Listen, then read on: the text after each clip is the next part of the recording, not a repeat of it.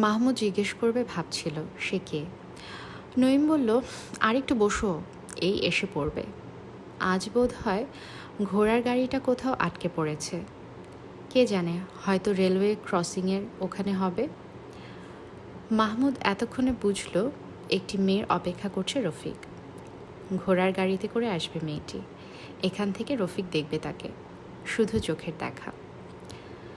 মেয়ের কথা উঠতে খোদাবক্স বলল, আপনাকে কত করে বলেছিলাম মাহমুদ সাহেব, সেই মেয়েটার সঙ্গে ঝুলে পড়ুন। তাহলে কি আজকে আপনার এই অবস্থা হতো? এতদিনে হ্যাটটাই পরে মোটর গাড়ি হাঁকাতেন। তার দিকে একটা তীক্ষ্ণ দৃষ্টি হানল মাহমুদ, কিছু বলল না। নঈম বলল, হ্যাঁ তাই তো। আজকাল সে মেয়েটিকে আর দেখি না তো, বিয়ে হয়ে গেছে বুঝি? খোদাবক্স মুখখানা বিকৃত করে বলল, বিয়ে হয়ে যাবে না তো কি? ওরা হলো বড় লোকের মেয়ে, বড় মহার্ঘ বস্তু। ও কি ফেলনা যে ঘরে থাকবে? কত ছেলে লাইন বেঁধে থাকে বিয়ে করার জন্যে, হয়েছেও তাই। এই তো গেল মাসে মেয়েটার বিয়ে হয়ে গেছে এক ইঞ্জিনিয়ারের সাথে। ছেলেটির বড় জোর বরাত বিয়ের কিছুদিন পরে স্কলারশিপ বাগিয়ে আমেরিকায় চলে গেছে।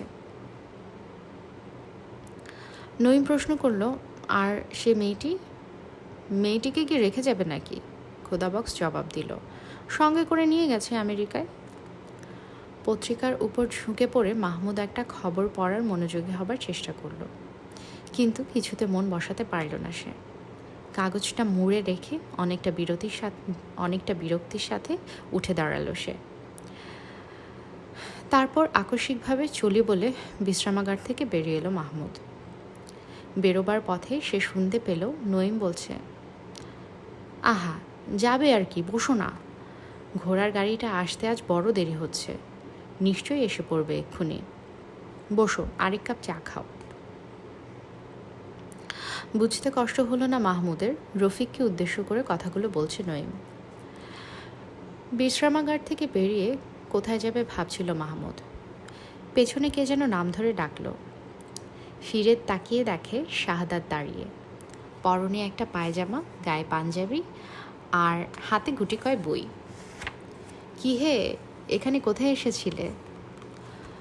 পুরনো বন্ধুর সঙ্গে দেখা হতে মনটা ভালো হয়ে গেল মাহমুদের। শাহাদাত বলল, প্রেসের কিছু টাকা পাওনা ছিল একজনের কাছে, 2 বছর আগের টাকা। হেঁটে হেঁটে সারা হলুম, আজ দেব কাল দেব করে ব্যাটা শুধু ঘুরাচ্ছে আমায়। মাহমুদ গম্ভীর হয়ে বলল, বাকি দাও কেন? শাহাদাত বলল, আগে কয়েকটা কাজ করিয়েছিল, তাই দিয়েছি। মাহমুদ চুপ হয়ে গেল। খানিকক্ষণ পর শাহাদাত আবার বলল, তুমি তো আজকাল আর ওদিকে আসো না। আমিনা প্রায় তোমার কথা জিজ্ঞেস করে, আসো না একদিন। মাহমুদ সংক্ষেপে বলল, আসবো। শাহাদাত শুধালো, কবে? মাহমুদ বলল, সে দেখা যাবে পরে। এসো, তোমাকে 1 কাপ চা খাওয়াই। পুরনো বন্ধুকে সাথে নিয়ে আবার বিশ্রামাগারে ফিরে এলো মাহমুদ। কোণের একখানা টেবিলে এসে দুজনে বসলো ওরা। নঈম আর রফিক ঝুঁকে পড়ে নিজেদের মধ্যে কি যেন আলাপ করছে। খোদাবক্স কাউন্টার থেকে মুখ তুলে মাহমুদকে এবং বিশেষ করে শাহাদাতকে লক্ষ্য করল উৎসুক চোখে। নতুন খদ্দের, এর আগে কখনো দেখিনি তাকে। 1 কাপ চায়ের অর্ডার দিল মাহমুদ। শাহাদাত বলল, তুমি খাবে না? না, এইটুকু আগে 1 কাপ খেয়ে বেরিয়েছি। পকেট হাতড়ে বিড়ি আছে কিনা দেখল মাহমুদ, বিড়ি নেই। মুখখানা গুমট করে বসে রইল সে।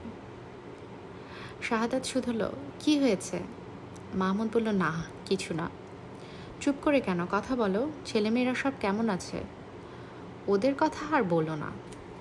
হতাশ গলায় শাহাদাত বলল, বড়টার পেটের অসুখ আর ছোটটা সর্দি কাশিতে ভুগছে। টেবিলে কোনোই ঠেকিয়ে হাতের তালুতে মুখ রাখল মাহমুদ। বয়সে সামনে চা নামিয়ে রাখতে বলল, নাও চা খাও। শাহাদাত নীরবে চা খেতে লাগলো, মাহমুদ চুপচাপ।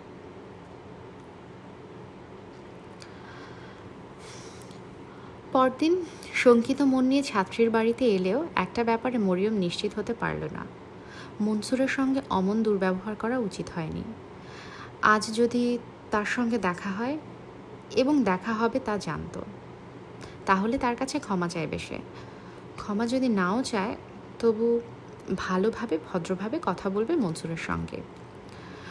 যতদিন তার কাছ থেকে কোনো অশোভনতা প্রকাশ না পায় ততদিন সহজ সম্পর্ক বজায় রাখবে মরিয়ম। বাইরের বারান্দায় দাঁড়িয়ে সেলিনা কি যেন করছিল। ওকে আসতে দেখে মৃদু হেসে অভ্যর্থনা জানালো। মরিয়ম বলল, আমার আজ একটু দেরি হয়ে গেছে সেলিনা। সেলিনা বলল, আমি ভাবছিলাম আর তুমি আসবে না পা। অহেতুক চমকে উঠল মরিয়ম। সেলিনাকে কিছু বলেনি তো মনসুর? পরক্ষণে নিজেকে সামলে নিয়ে বলল, কেন বলো তো? সেলিনা নিজের ঘরের দিকে এগিয়ে যেতে যেতে জবাব দিল, রোজ ঠিক সময়টিতে আসো কি না তাই। ওর কথায় অনেকটা আশ্বস্ত হলো মরিয়ম। কিন্তু মনসুরকে আজ না দেখে কিছুক্ষণের মধ্যে আবার একটা অস্বস্তি জেগে উঠল ভেতরে। পড়াতে বসে বারবার অন্যমনস্ক হয়ে পড়ল মরিয়ম। বাইরের ঘরে কোনো গলার আওয়াজ পেলেই কান খাড়া করে শুনতে চেষ্টা করলো কার গলা। আর যখন বুঝলো এ মনসুরের নয় তখন হতাশ হলো সে। সেলিনা পড়ার ফাঁকে ফাঁকে হঠাৎ করে জিজ্ঞেস করলো, তোমার কি শরীরটা আজ ভালো নেই আপা? মুখখানা ফ্যাকাশে হয়ে গেল মরিয়মের। ইতস্তত করে বলল, কই না তো। কেন, আমায় দেখে কি অসুখ মনে হচ্ছে? সেলিনা বলল, হ্যাঁ। না, আমার কিছু হয়নি, তুমি পড়ো। ছাত্রীকে বইয়ের প্রতি মনোযোগী হতে আদেশ করলো মরিয়ম। তারপর সে ভাবল, না, এসবের কোনো অর্থ হয় না। যা ঘটে গেছে তার জন্য অনুতাপ কেন করবে মরিয়ম? অন্যায় সে কিছু করেনি। লোকটার যে কোনো অসৎ উদ্দেশ্য নেই তার নিশ্চয়তা আছে। উদ্দেশ্য মহৎ হওয়ারও কোনো কারণ খুঁজে পেল না সে। যেখানে রোজ রোজ পিছু নেয় তাতে তার স্বভাব চরিত্র সম্পর্কে সন্দেহ জাগাটা স্বাভাবিক। কিন্তু লোকটাকে নিয়ে এত মাথা ঘামাতেই বা শুরু করেছে কেন মরিয়ম?